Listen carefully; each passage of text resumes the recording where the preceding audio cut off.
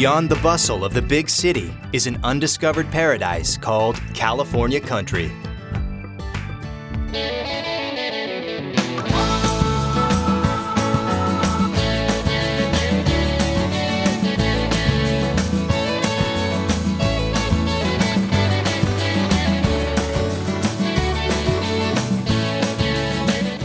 Most Californians don't need to think long to come up with some of life's simplest pleasures, like enjoying a quiet country setting, a soothing day sailing along the water, or savoring great food at one of the landmark restaurants in the state.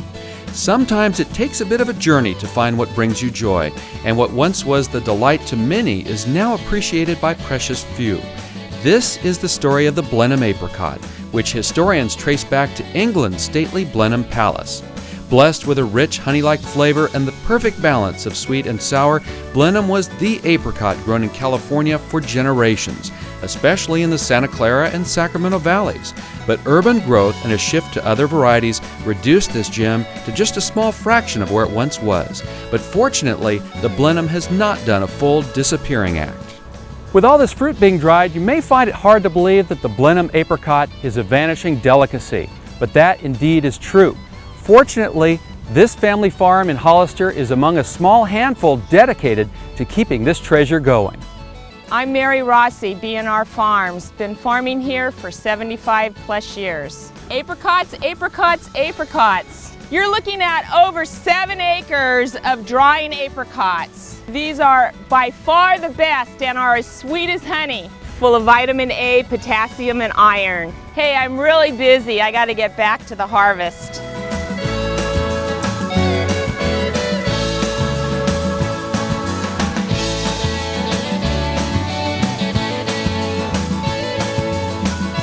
Mary and Jim Rossy are among the last Blenheim farms in the nation. They first planted this prized apricot in the 1920s, and through 3 generations, they've been growing them every year since. The amount of Blenheims grown in California has dropped, however, by more than 90% since the late 1980s. We've become a little niche with the Blenheim apricot vanishing, and we are holding on to the heritage. It means very much to Jim and I. We worked very hard to keep this soil and this Blenheim apricot flourishing.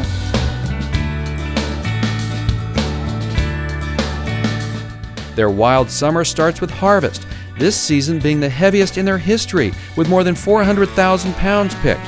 Virtually all of it will dry in that famous California sun, but if you're lucky, you can buy it fresh, as Jim's mother, Elsie, collects the best of their harvest for sale.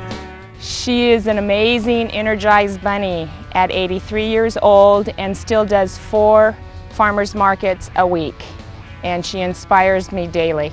Elsie has been active on the farm since she was 5 years old, and to this day, she's still having a lot of fun. I wouldn't trade it for all the tea in China.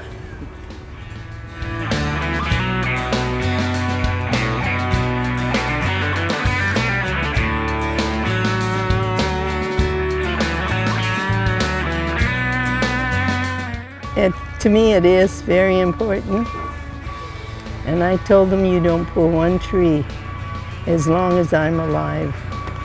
Apricot season is a frenzy of action as the fruit goes through a packing line where 50 people clean and sort them and take the pits out. Then it's off to the trays, where sunshine dries them in 7 to 10 days before this sweet treat is ready for you and I. It takes 6 pounds of fresh fruit to make 1 pound of dried for a taste unlike any of the competition. People that taste other varieties or from different parts of the world, it's not the same apricot. And they'll buy the other ones once and then they'll say, oh no, these are the apricot.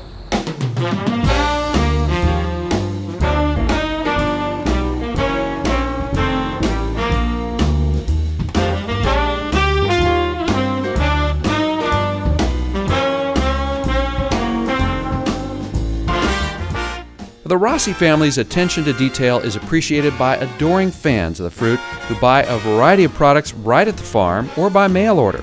They're also highlighted at a coastal showcase for fine California food about 40 miles away, Clementine's Kitchen in Delray Oaks near Monterey, where Chef Dorothy McNett, with Mary's Apricots and help, is providing a lesson of the value and versatility of this fruit. I chose several different kinds of recipes today to teach you and to introduce to your head that apricots are not just a fruit that you would use as a dessert or to make an apricot pie or maybe a cobbler. Class starts with an important lesson, not to harshly judge this fruit by its size or appearance. Some of them are bruised or they look like they're starting to go. See, that's really soft right there. That is absolutely delicious. That is so sweet and wonderful. And they're smaller. These are natural. This is how they grow. On this day, the Blenheim gets its due, as Dorothy is dressing it up in a variety of creative ways, including a delightfully different salsa that includes roasted hazelnuts. She hollowed out a tomato for a more dramatic presentation, but she also used it on top of brie for a classic pairing. And I can really smell the garlic in there coming through.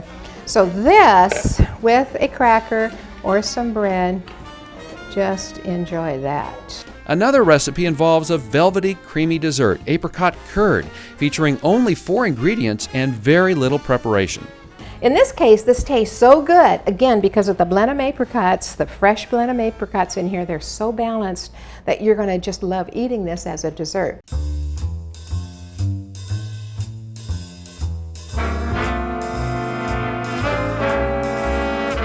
And all of this just may be a key to keeping the Blenheim from disappearing completely, getting people to taste it and appreciate just how special it is. Everything she made was just absolutely spectacular. It was just like, I'm so motivated to cook right now, it's ridiculous. Like, I don't know, I'm gonna go home and just have fun with it. Knowing the difference in the Blenheims and the other is really helpful for me to both shop and cook. Seeing happy customers and educating them on the value of excellent quality, old-fashioned fruit will help the Rossys stay on the farm and hold on to this vanishing delicacy from California's countryside to you. To see a newspaper clipping of the bulldozers going through one of those very precious, wonderful orchards and then those dead trees piled up, it's just devastating when I know how delicious and how nutritious that food is. Our family has a rich heritage, and we will keep that Blenheim apricot going as long as we can. It's the story of the little fruit that delivers and big-hearted people who know something this good from California's abundant countryside should be maintained and cherished for a long time to come.